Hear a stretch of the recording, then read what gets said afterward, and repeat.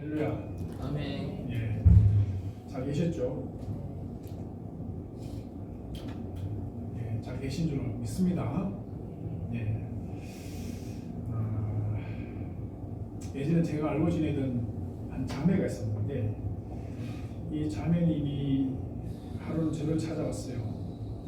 그분은 매주 예배도 빠지지 않고 또 늘 밝은 미소로 성도들을 맞이하고 기도도 열심히 뜨겁게 찬양도 하고 아주 그런 귀한 그런 제 교회의 자매였는데 어느 날 갑작스럽게 남편이 암 진단을 갑자기 받게 됩니다.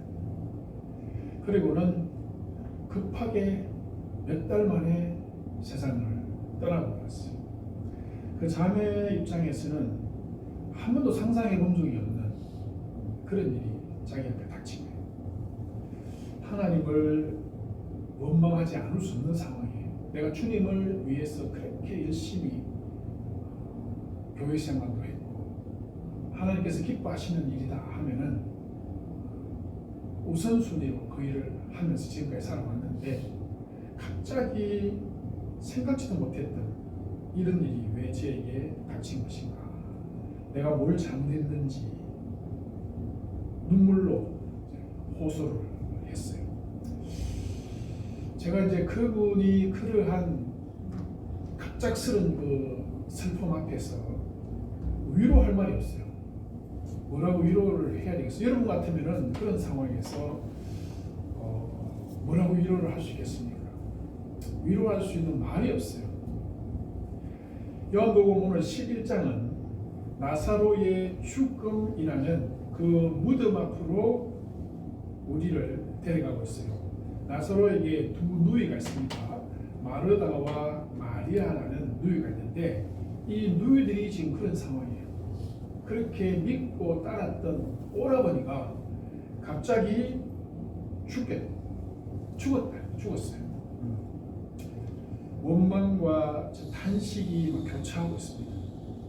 21절을 보면은 마르다가 말합니다. 주께서 여기 계셨더라면 우리 오빠가 죽지 않았을 것인데, 32절에서는 마리아가 주께서 여기 계셨더라면 우리 오빠가 죽지 않았을 것인데, 맞아요. 예수님께서 그 자리에 계셨더라면 분명히 오빠는 죽지 않고 예수님께서 분명히 살려내셨을 거예요. 그런데 그 타이밍에 예수님은 그 자리에 계시지 않았습니다. 예수님이 그들을 만나서 눈물을 흘리면서 함께 슬퍼하셨어요. 자, 그러면서 동시에 예수님께서 하신 선언이 있습니다. 내가 곧 부활이요 생명이다. 나를 믿는 자는 죽어도 살겠고 살아서 믿는 자는 영원히 죽지 않는다. 이렇게 선언하셨어요. 내가 곧 부활이요 생명이다. 나를 믿는 자는 죽어도 산다. 살아서 믿는 자는 영원히 죽지 않는다. 이렇게 선언하니까 이 자매들은 이렇게 대답합니다. 예, 마지막 날에 하나님께서 우리를 다 살리실 줄 믿습니다. 예, 그건 그 신앙이, 그 자매들이 현재적으로 가지고 있는 신앙, 마지막 날에 하나님 우리를 다시 살리신다는 것에 대한 그 신앙으로 대답한 것이죠. 그런데 예수님은 그 말을 다르게 바꿨어요. 아니야, 오늘 나를 믿는 자가 살아나는 것을 너희들이 보게 될 거다. 이렇게 말씀하셨어요. 예수님 자신을 믿는 자가 가진 권세가 뭐냐? 예수님은 어떤 분이시냐 하는 것을 오늘 이 본문 가운데서 우리에게 보여주시고자 하는 거죠. 나를 믿는 자는 죽어도 살겠고 살아서 믿는 자는 영원히 죽지 아니하리라. 이 말을 여러분 저는 조금 더 신학적으로 다르게 한번 생각해 봤어요. 그게 뭐냐면은 나를 믿었던 구약의 백성들, 그리고 앞으로 나를 믿게 될 신약의 백성들, 그리고 현재적으로 예수 그리스도를 보고 있는 지금의 사람들 모두가 다 나를 믿음으로 생명을 얻게 될 것이다. 이 말씀이죠. 그러면 이제 우리가 질문할 게 있죠. 구약의 백성들은 예수님 보지도 못했는데 신약에 오고 오는 시대의 그 백성들, 그 사람들이 예수님 보지도 못했는데 이제 이렇게 반문을 할 수 있죠. 그러나 그것을 직접 보는 것이 아니라 언약 가운데 거하는 거예요. 구약 시대의 백성들도 그리스도 메시아가 오실 것에 대한 믿음이 있었잖아요. 예, 그 믿음 안에 거하고 있었어요. 그리고 그 믿음의 성취자로서 예수님 오셨고, 신약 시대에 예수님 이제 부활 성천하고 나신 이후에 오고 오는 그 세대들도 다 예수 그리스도를 믿는 그 믿음 안에 있는 거죠. 그래서 예수를 믿는 믿음 안에 있는 사람들은 구약에서 예수님을 직접적으로 보지 못했던 사람들이라 할지라도, 신약 시대에 앞으로 예수님을 보지 못하고 예수 믿을지라도 모든 사람들이 예수 그리스도를 믿는 믿음 안에서 다시 생명을 얻게 될 것이다 라고 하는 그 선언으로 오늘 이 말씀을 우리가 받아들여야 돼요. 자, 사랑하는 여러분, 오늘 제가 전하는 이 말씀을 통해서 예수님이 누구신지를 우리가 다시 한번 더 확인해 봅시다. 예수님 누구신지를 다시 한번 확인을 해보고, 그리고 우리 앞에 닥쳐와 있는 이 무덤, 우리 앞에 닥쳐와 있는 무덤, 현실적으로 우리 앞에는 무덤이 있습니다. 우리가 가야 될 무덤들이 다 있어요. 아직까지 그 무덤이 어딘지 너희 지금 확인을 못했지만은 언젠가는 우리가 다 그쪽으로 들어가야 돼요. 예. 그런 실체적인 어떤 믿음과 무덤과 또 현재 우리를 앞에 이 길을 가로막고 있는 이 무덤 같은 이 어두움들, 이것들을 어떻게 극복하면서 가야 될 것인가 하는 것을 한번 생각을 해보자는 거죠. 자, 우리에게 믿음을 요구하시는 이 예수님은 누구시냐 하는 거예요. 여러분 잘 이제 생각하고 따라오셔야 됩니다. 마태복음 1장에서 말씀이 계셨죠. 로고스가 있었어요. 말씀이 계셨는데 이 말씀이 하나님과 함께 천지를 창조하셨다. 기억나죠? 그리고 그 말씀 안에 뭐가 있었어요? 그 말씀 안에는 생명이 있었다 그랬죠. 그 생명은 모든 사람들이 뭐라 그랬어요? 빛이라 그랬죠. 그러니까 말씀과 생명과 빛, 이건 같은 거예요. 아시겠죠? 요한복음 1장에서 그렇게 선언을 했습니다. 그리고 오늘 이 11장에서 이 빛 대신 말씀이 나사로의 무덤에 임하는 거예요.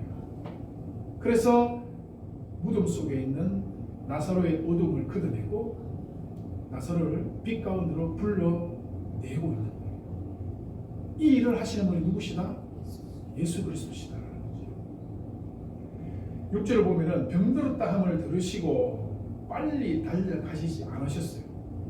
병들었다 소리를 들으면 만사 제쳐놓고 달려가야 되는데 안 갑니다. 이틀이나 더 기다려요. 왜 이틀 기다렸을까? 죽기를 기다리신 거예요. 우리 예수님 잔인한 예수님처럼 보일 수 있어요. 여기까지만 보면은 의사들은 누가 환자가 있다, 지금 저기 막 급하다 그러면 빨리 달려가 살려야 되죠. 그런데 죽고 나면은 어쩔 수 없어요. 그런데 예수님은 죽기를 기다리신 거예요. 이유가 있습니다. 예수님 보시기에는 나사로가 죽은 것이 잠자는 거예요. 사람들에게는 죽음이라는 것은 영원한 소멸이에요. 끝난 거예요. 더 이상 어떻게 할 수 없는 그런 우리의 어떤 손은 떠난 거죠. 그런데 예수님 앞에서는 그 죽음조차도 잠에 불과하다. 아시겠죠? 잠에 불과하다. 예수님은 단순히 질병을 치료해서 죽지 않도록 하는 그런 분이 아니시고 그 차원을 뛰어넘어서 죽은 자도 살리시는 생명의 주관자이시다 하는 거예요. 이걸 지금 오늘 보여주고자 하는 거예요. 나사로를 통해서 예수님이 누구시냐 하는 것을 우리에게 지금 보여주시고자 하는 거예요. 보여주시고자. 생명의 근원, 창조하실 때에 말씀으로 생명들을 다 만드셨잖아요. 말씀으로 천지를 창조하셨어요.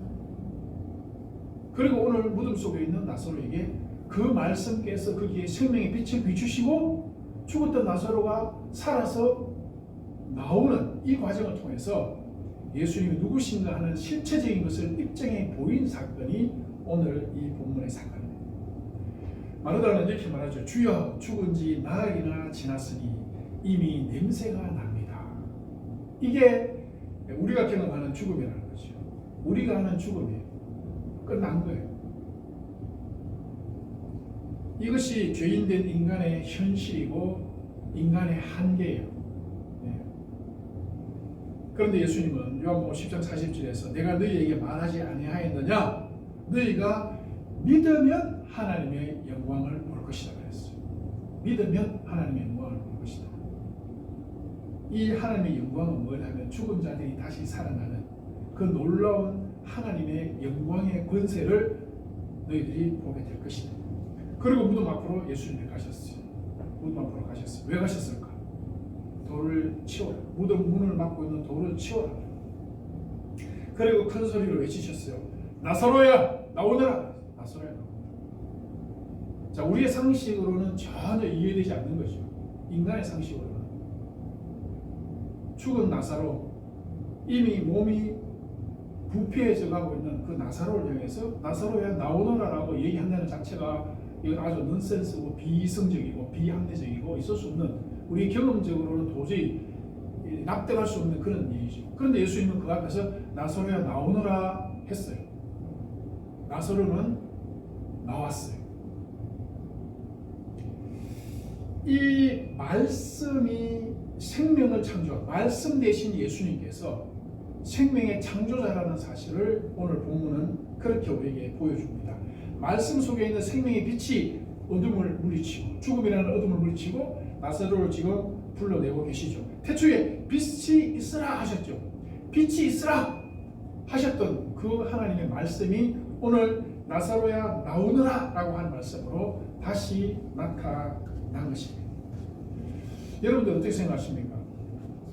이 부분에 대해서 여러분들은 우리가 아멘 하면서 이제 믿음으로 받아들이고, 예수 그리스도는 부활이요 생명이시고 우리를 건지시는 분이시고 우리 인간의 죄 가운데서 죽을 수밖에 없는 그 인간들을 생명으로 인도하시는 분이시다 라고 하는 것을 우리가 믿고 아멘하고 받아들일 수도 있고, 또 아니면 마음속으로 이건 난센스야, 이거는 성경에만 그냥 기록되어 있는 그냥 스토리에 불과한 것이지 현실적으로는 불가능하다, 이럴 수 있어요. 예, 당연히 그럴 수 있습니다. 당연히 그럴 수 있어요. 그런데 우리가 한 가지, 나사로의 소생은요 단순히 나사로를 살린 것으로 끝나는 것이 아니라 예수 그리스도께서 나중에 부활하실 것에 대한 예표예요. 예수님이 부활하실 것에 대한 예표이고, 더 나아가서 예수 안에 있는 자들이 앞으로 다시 나사로처럼, 아니 나사로보다 더 온전한 모습으로 부활하게 될 것에 대한 확신을 우리에게 지금 주시는 거예요. 알겠습니까? 그래서 우리의 신앙은 굉장히 존귀하고 뭐라고 말할 수 없는 거예요. 자, 여러분 한 가지만 내가 예를 들어서 말씀드려 볼게요. 나사로가 소생하지 못했고 예수님이 부활하지 않았더라면 예수님을 따랐던 그 제자들이 도대체 뭘 봤길래, 어디에 미쳤길래 예수님은 돌아가시고 안 계신데 그 예수를 위해서 목숨을 걸고 숭배하겠어요? 뭘 봤으니까 그런 거 아니에요? 그런 생각 안 드세요? 뭘 경험했으니까 그런 거 아니에요? 어떻게 생각합니까? 성경에 보면 제자들은 다 예수 그리스도의 부활하신 모습을 다 봤어요. 나사로의 소생의 모습도 다 봤어요. 우리가 성경을 보면 알지만은 예수님이 돌아가셨다가 부활하신 그 이전의 제자들의 모습은 겁쟁이에요. 관원들이 찾아오면은 문그러 잠그고 숨기 바쁘고, 부활하신 예수님이 나타났는데도 유령인가 해서 무서워했던 사람들. 왜냐하면 사람이 죽었던 사람이 살아난 걸 지금까지 본 적이 없잖아요. 그런데 예수님이 나사로를 소생시키시고 예수님 자신이 죽음 가운데서 부활하시고 하늘로 올라가시고 하는 것을 그 시대의 그 제자들은 다 봤어요. 그러니까 거기에 목숨을 걸 수 있는 거지. 안 그래요? 그래요, 안 그래요? 차집사님 어떻게 생각합니까? 그래요, 안 그래요? 저는 그렇다고 생각해요.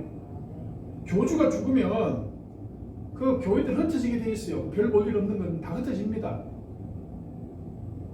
교주가 죽었는데 뭐 때문에 따라가요? 사도행전에 다 나타나 있잖아요. 사도행전에도 내가 메시아다 했던 사람들이 많이 나타났었어. 그 사람들이 다 잡혀가고 죽고 나니까 그 사람들 따르던 사람들이 다 흩어져 버렸어요. 끝났어요. 그런데 이 예수를 따르는 사람들은 예수가 죽었는데도 불구하고 더 불길같이 일어나잖아. 그리고 예수님 약속하신 대로 성령이 임하고 나니까 사도행전에 보세요. 제자들의 모습이 옛날의 제자들이 아니에요. 완전히 딴 사람으로 바뀌어 있잖아. 이게 그냥 예수님이 부활하셨다는 증거는 난 다른 게 아니라 뭐 과학적이라는 것 자체가 사실은 아직까지도 멀었습니다. 과학이라는 건 아직 멀었어요. 우리의 삶에서 나타나는 모든 것들을 입증해주고 증명해주기에는 아직 너무나 멀었어요. 그런데 직접 본 사람들, 직접 체험한 사람들이 있잖아. 제가 전에 김희미 씨라고 백운에서 있었던 무당 그분 내가 말씀을 종종 드렸죠.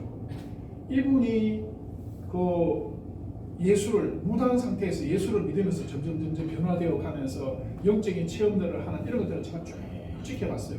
그분이 예수를 믿고 변화되고 돌아가시는 그때까지 제가 쭉 지켜봤어요. 지켜보면서 제가 확실하게 저도 한번 깨달은 게 있습니다. 이분이 세례받고 나서 사람이 완전히 달라져요. 세례받고 나서 얼굴이 무당이라는 어떤 이 얼굴의 정체성이 싹 풀어지더라고요. 정상적인 사람으로 돌아오고 환자들이 다 그래요. 병실에 있는 환자들이 야 얼굴이 변했다. 안색이 변했다. 그러고 이분이 이제 점점 꿈을 꿉니다. 꿈속에서 나타나서 말씀하시는 분, 말씀도 하시고 자기와 뭔가 꿈을 통해서 자꾸 자기에게 뭔가 던져주는 거죠. 그것 따라서 계속 이분이 가면서 신앙이 점점 자라가요. 그러면서 저한테 점점 가까이 와요. 저도 그분하고 계속 만나면서 그분을 신앙적으로 제가 계속 인도를 했어요. 그리고 이분이 결정적으로 신앙이 정말 완성되어졌다라고 생각이 된 때가 언제냐면은 이분은 절에 다녔던 분이거든요. 아주 남편하고 같이 절에 열심히 다녔던 분이에요. 병원에 있을 때는 석가 생일날 절에 안 갔어요. 근데 퇴원하고 났어. 이제 퇴원했어. 퇴원하고 그날이 주일날인데 석가 생일날이에요. 남편이 전화가 왔어. 우리 절에 가야지 하니까 나 이제 교회 가기로 했다. 나 절에 안 간다. 그럼 남편이 그럼 나도 안 간다 하고 그날 저녁에 이분이 전화가 왔어요. 목사님 방금 제가 잠시 꿈을 꿨는데 목탁이 집에 찾아와가지고 막 자기를 찾아다니더래요. 막 목탁 두드리면서 자기는 막 도망가고 자기는 막 찾아다니더래요. 그래 막 피해 다니다가 생각이 났어. 아 맞아, 예수 이름 외쳐야 되겠다. 예수 이름으로 물러가라고 외치니까 목탁 소리가 점점 사라졌더니 소리가 사라지고 자기가 편안해졌다면서 놀라가지고 저한테 전화가 왔어요. 그러냐고. 그럼 다음 날 아침 다시 얘기하자. 근데 아침에 만났더니 또 얘기를 해요. 새벽에 또 찾아봤더래요. 이번에는 새벽에 목탁이 한 개가 아니고 여러 수십 개가 집에 찾아와서 막 두들기면서 자기들 찾더라는 거지. 그래 또 예수 이름으로 외치고 목탁이 사라지고. 그러고 나서부터는 이분이 예수 이름에 권세라는 걸 알게 됐어요. 이분도 바보가 아니잖아요. 아주 똑똑한 사람입니다. 똑똑한 사람이에요.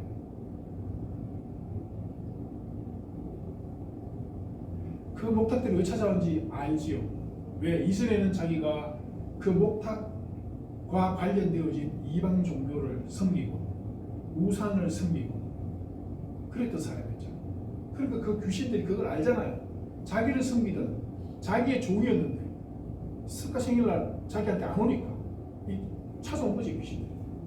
그런데 그날 저녁에 예수 이름으로 물리치고 나니까 더 이상 나타나지 않는 거예요. 그리고 이분이 신앙이 완전히 달라졌어요. 제가 기도를 시키면은 처음에는 기도할 줄 모르죠. 무당이 무슨 기도를 합니까? 기도할 줄도 모르는 사람이 조금씩 제가 성경도 가르치고 기도하면서 기도를 배웠어.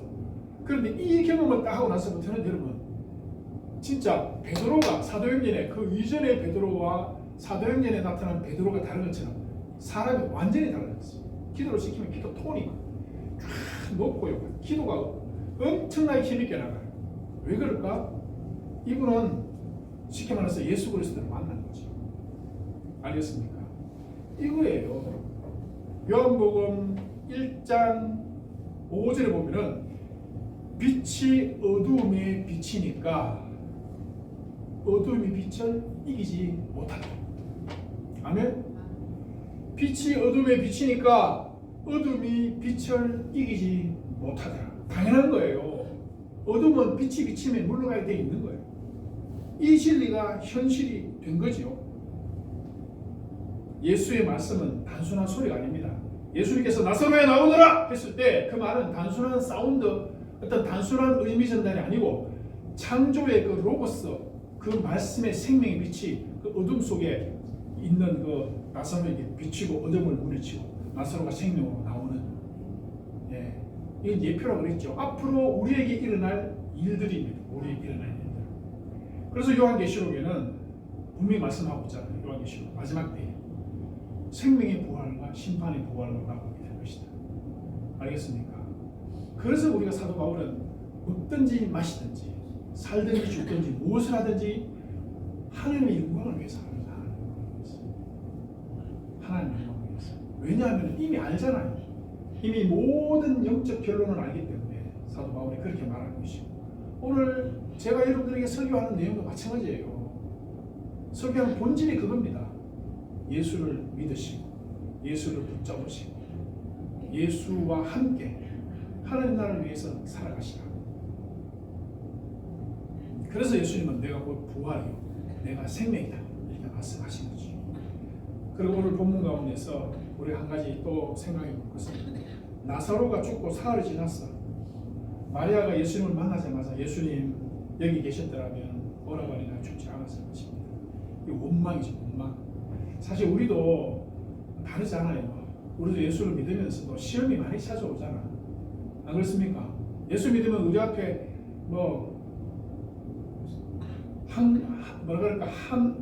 계속해서 맑고 밝은 날만 있는 게 아니잖아. 우리가 가는 길에 비도 오고 눈도 오고 구름까기도 있고요. 지백밭에 빠지기도 하고 산도 넘어가야 되고, 우리 앞에 그런 일들이 계속 닥쳐와요. 오늘 이 두 자매가 예수님께 왜 늦으셨나 이런 물었잖아요. 그거는 자기들 생각이에요. 마리아와 마르다가 생각할 때는 늦었어요. 너무 늦었어. 이미 죽었으니까. 그런데 우리 예수님은 늦은 게 아니에요. 우리 예수님 계획 가지고 계시잖아. 무슨 계획을 가지고 계세요? 오빠가 죽지 않는 게 아니라 죽은 오빠가 살아나오는 건 내가 너한테 보여줄게. 지금 이 계획을 하나님은, 예수님은 갖고 계신 겁니다.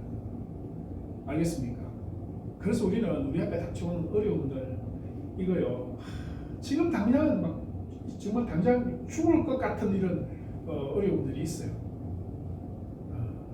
제가 여러분 그런 어려움을 겪어보지 않은 상태에서 편안하게 잘 먹고 잘 살면서 내가 이런 설교하면은 저는 거짓말쟁입니다. 그러나 저는 목회하면서 지금까지 살아오면서 수많은 다른 목사님들보다도 더 많은 어렵고 어려운 교회들을 제가 계속 맡아서 그런 교회들을 관리해 왔어요. 그리고 정말 골칫덩어리보다도 더 큰 골칫덩어리 성도들도 제가 수도 없이 많이 만나봤어요. 그래서 그 사람들에게 내가 다 그분들 마음속에 왜 그런지 제가 다 알잖아요. 그래서 얼마든지 그분들을 정말 예수 그리스도 앞으로 온전히 인도해 주고 싶은데 그분들이 믿질 않으니까, 믿고 따라오면은 다행인데 제 갈 길로 가는 것은 어쩔 수 없는 거예요. 오늘 예수님은 계획이 있습니다. 여러분 창세기 50장에 보면은 우리가 잘 아는 정말 중요한 이 스토리가 있잖아요. 뭡니까? 요셉이 형제들에게 이런 말 하죠. 당신들은 나를 해하려 하였으나. 형들이 요셉을 팔아내게 보잖아. 죽이려고 하다가 자비를 베풀어서 살려서 종으로 팔아버렸어. 그러나 팔려간 그 요셉이 애굽에서 총리 대신이 되었어. 어느 날 갑자기 그 총리가 된 게 아닙니다. 그 수많은 억울한 일도 당하고 감옥에도 갇히고 그 과정 가운데서 하나님이 점점, 왜 하나님의 계획이 있잖아. 뭐냐? 요셉을 구원의 징검다리로 쓰는 거예요. 하나님께서 이스라엘 백성들을 한 부족이 아니라 한 민족으로 만드시기 위해서 계획을 가지고 계셨죠. 그 계획 가운데 중요한 징검다리 역할을 해야 되는 사람이 필요했어. 그가 누구냐? 그가 요셉이죠. 그러나 우리가 볼 때는 요셉은 팔려가고 종살이하고 감옥에 들어가고 그렇게 억울한 인생이 없어. 그럼에도 불구하고 하나님은 그를 통해서 그가 총리 대신이 되고, 형들은 이제 목숨을 지금 요셉에게 구걸해야 되는 상황이 왔어요. 그 상황에서 요셉이 이런 말 하잖아요. 당신들은 나를 해하려 하였으나 하나님은 그것을 뭘로 바꾸셨다? 선으로 바꾸셨다. 당신은 나를 무시하고 나를 업신여기고 나를 해하려고 했지만은 하나님께서 이 모든 것을 선으로 바꾸시고 하나님의 원대한 계획을 지금 이루시려고 한다는 거죠. 여러분, 이런 일이 요셉에게만 있는 것이 아니고 예수 안에서 예수를 믿고 가는 우리들에게도 있습니다. 아시겠죠? 우리 생각대로, 우리 계획대로, 나의 어떤 타임 스케줄대로 안 된다고 해서 우리는 낙심 많이 하죠. 인내가 막 바닥을 보이고 더 이상은 못 견디겠다. 나는 더 이상 이거 협조할 수 없다. 더 이상 나는 교회 안 갈란다. 더 이상 그 교회 가본들 하나님이 살아 계시나 뭐고 이거 도대체 교회를 왜 가는데 그럴 수 있어요. 그러나 여러분, 제가 약속합니다. 분명히 약속합니다. 여러분들이 시간 지나보세요. 시간 지나면은 다 알게 됩니다. 예. 기독교 역사가 몇 년이에요? 예? 전 세계에서 가장 믿음의 숫자가 많은 사람들이 기독교예요. 그 기독교들이 다 바보 뭉청이라 가지고 교회 다니는 거 아니에요. 하나님 살아계시기 때문에 그 영적 세계를 체험한 사람들이 교회의 중심을 목에 칼이 들어와도 신앙을 지키는 이유가 다 있는 거예요. 아시겠어요? 시간이 지나면 분명히 그걸 알게 돼요. 그때 가거든 여러분들이 과거에 지었던 죄 눈물 흘리면서 회개할 때가 올 거예요. 그때는 내가 몰라서 하나님을 했습니다. 이랬다고 올 거예요. 지금 이해합니다. 로마서 8장 28절은 이렇게 약속합니다. 하나님을 사랑하는 자들에게는 모든 것이 합력하여 선을 이룬다. 우리 원망 속에서도 하나님은 더 큰 계획을 가지고 계신 것을 믿으시기 바랍니다. 이사야 55장 9절에서 하나님은 하늘이 땅보다 높은 같이 내 길은 너의 길보다 높다. 그래 말씀하셨어요. 우리가 전능하신 하나님의 계획을 헤아리는 것은 이건 하나님의 영역이 도출하는 거예요. 있을 수도 없고 가능하지도 않는 일입니다. 나사로에게 왜 늦게 나사로 이 현장에 왜 늦게 왔냐라고 했지만은 그건 우리 생각이고 예수님께서 이틀 늦추셨다. 그러나 그 이틀은 더 엄청난 영광을 드러내기 위한 것입니다. 여러분, 죽음을 부활로 바꾸시는 분 우리 예수님이십니다. 믿으세요. 아시겠죠? 믿고 갑시다. 특별히 이 소생한 나사로 사건을 접하면서 성경 본문에는 있는데 우리가 간과하고 지나가는 본문이 있어요. 그게 뭐냐면은 요한복음 11장 7절부터 16절 말씀인데 예수님께서 나사로를 살리러 가자 하니까 제자들이 뭐라 그러는가 하면은 랍비여, 방금도 유대인들이 돌을 들어 치려 하였는데 또 그리로 가려고 합니까? 여러분, 이 말 속에서 이 말은 합리적인 말이에요. 경험적으로 합리적인 말입니다. 방금도 갔다가 돌에 맞을 뻔했는데 또 가려고 합니까? 이런 거죠. 자, 그런데 이 말은 우리가 영적으로 봐야 돼요. 예전에 베드로가 예수님께서 내가 십자가에 달려서 내가 죽어야 된다. 내가 십자가에 달릴 것이다. 라고 하니까 베드로가 왜 십자가를 지려고 합니까? 이렇게 했죠.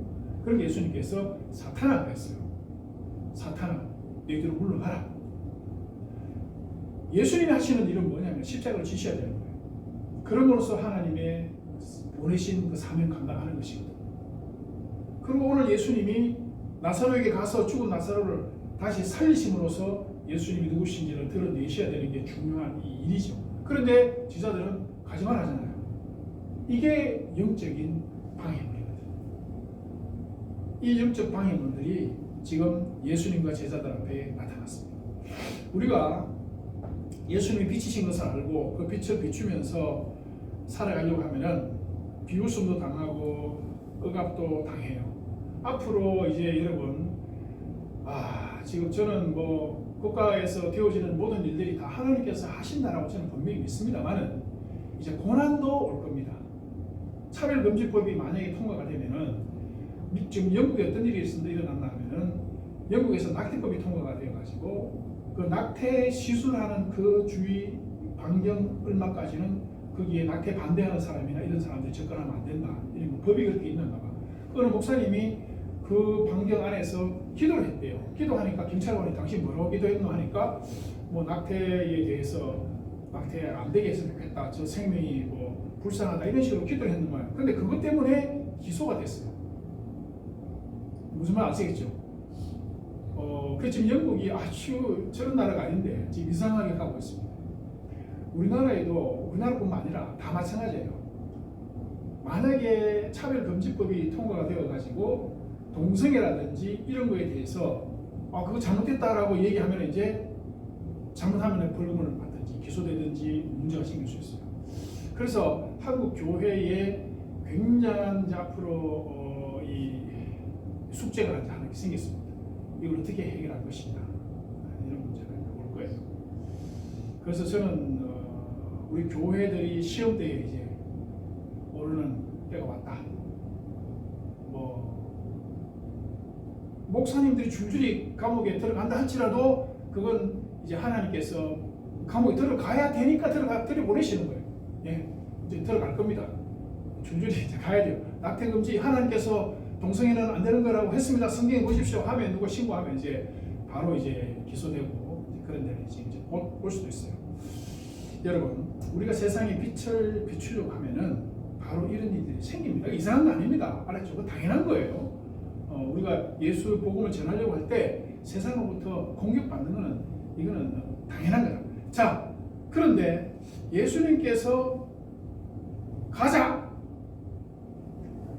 나사로에게 가자, 나사로가 잔다, 깨우러 가자 하니까 16절에서 도마가 무슨 말을 하는 거 하면은 우리도 주와 함께 죽으러 가자.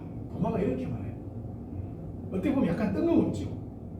갑자기 죽으러 가자. 도마가 죽으러 가자 이러니까 약간 뜬금없는데 이 말은 어떻게 도마의 그 충동이 아니고 사실 이제 예수님이 가시는 길의 성격을 말해주는 거예요. 잠자는 자를 깨우러 가는 예수 그리스도의 그 행로에 앞으로 예수 그리스도께서 당하실 고난이 그 속에 이제 포함이 되어 있는 것이고, 그러므로 도마가 우리도 함께 주와 함께 죽으러 가자. 이렇게 나중에 예수 그리스도의 십자가의 죽으심을 이미 여기에 반영하고 있는 거예요. 아시겠죠? 그 잠자는 자를 깨우러 가는 빛의 사명을 예수님이 감당하시는 거죠. 잠자는 자를 깨운다. 우리가 이 다음에 우리가 죄로 인해서 우리 다 죽어요. 죽은 우리를 예수께서 우리를 깨우실 거예요. 예수께서 우리를 깨우시기 위해서 예수님이 십자가에서 죽으셔야 돼요. 알겠습니까? 예수 그리스도의 십자가의 죽으심 없이는 우리가 깨어남이 없어요. 그래서 예수님은 십자가에 죽으시러 가실 것이고 도마가 우리도 죽으러 가자. 자, 이런 거예요. 자, 이제 여기서 하나님의 콜링이 있습니다. 우리가 예수를 믿고 가려고 할 때 사람들은 어찌 그리 가려고 하느냐. 그리 가지 마라. 그냥 그리 가지 말자. 그냥 피하자. 뭐 이렇게 하겠죠. 그런데 예수님이 이런 말씀하셨어요. 사람이 밤에 다니면 빛이 그 사람 안에 없으므로 실족하지만 낮에 다니면 빛을 보므로 실족하지 아니한다. 낮에 다니면 빛을 보므로 실족하지 아니한다. 그러니까 예수님이 가자 이렇게 말씀하셨어요. 그리고 도마도 우리도 가자 이렇게 된 거거든요. 자, 이 말씀이 뭐냐면은 우리가 세상에서 예수 복음을 지키면서 예수님 따라 가려고 하면 여러분 사실은 실족할 일도 많고 어둠도 많습니다. 힘든 일 많아요. 많은 정도가 아니라 그냥 그 자체가 어둠이고 힘든 겁니다. 이 세상 자체는. 그러나 빛을 보고 따라가면은 실족하지 않는다는 거예요. 아시겠죠? 빛을 보고 따라. 이 빛이 누구시죠?